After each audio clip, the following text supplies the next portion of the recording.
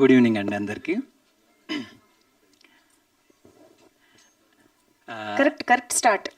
ఈ సినిమా గురించి ఆల్రెడీ తెలుసు, కొన్ని తెలియనివి కొన్ని చెప్దామండి. నేను మొదటిగా చెప్పాల్సింది అందరి గురించి చెప్పారు, కానీ రాచకొండ గారి గురించి చెప్పాలన్నమాట. ఎందుకు అంటే ఈజ్ ద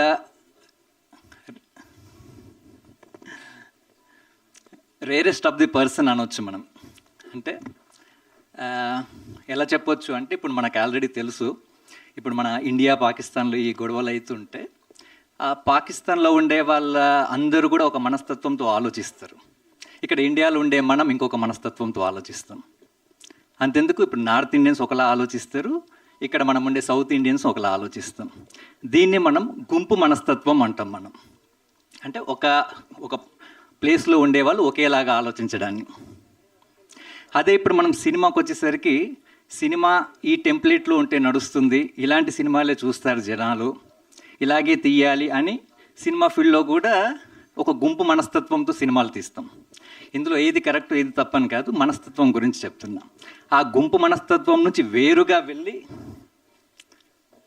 తను ఇలాంటి సినిమాలు తీస్తూ ఉంటాడనమాట. విచిత్రం ఏంటంటే, తను సినిమాలు చేస్తాడు అంటే, మన రెగ్యులర్గా ఒక సినిమాలో డైలాగ్ ఉంది, వచ్చాడు కొట్టాడు వెళ్ళాడు రిపీట్, వచ్చాడు కొట్టాడు వెళ్ళాడు రిపీట్ అని ఉంటుంది కదా. అలాగే తను యూఎస్ నుంచి వస్తాడు ఇక్కడికి, సినిమాలు చేస్తాడు. సినిమాలు చేసేటప్పుడు అంటే తను ఏదో డబ్బులు చాలా ఉండి సినిమాలు అలా చేసే పర్సన్ కాదండి. సినిమాలు చేసినప్పుడు అప్పులు అయితే మళ్ళీ యూఎస్కి వెళ్ళి అక్కడ మామూలుగా రాత్రి పగలు బాగా కష్టపడి సంపాదించి ఆ లాస్ట్ అప్పు తీర్చే రోజు మార్నింగ్ అప్పు తీర్చాడంటే మళ్ళీ సాయంత్రం తన మెదడులోకి ఇంకొక ఆలోచన వస్తుంది, మళ్ళీ వస్తాడు, సినిమా తీస్తాడు, అప్పులు అవుతుంది, యూఎస్కి వెళ్తాడు, మళ్ళీ పని చేస్తాడు, అప్పులు తీరుస్తాడు, రిపీట్. సో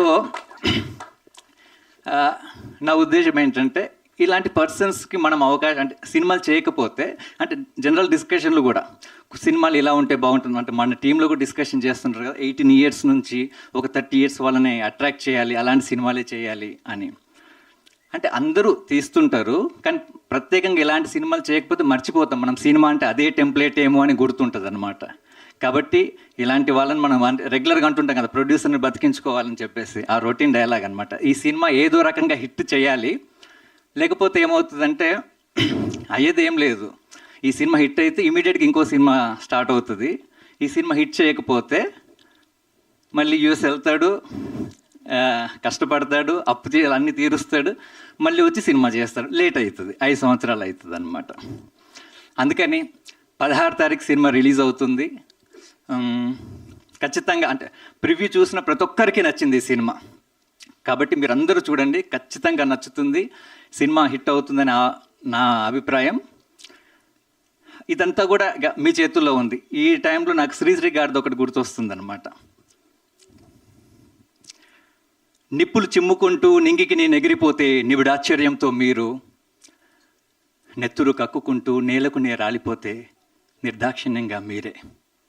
ఈ సినిమాని హిట్ చేస్తే అలా ఉంటుంది, మీరు చూడకపోతే ఇలా బాధపడతాం. Thank you.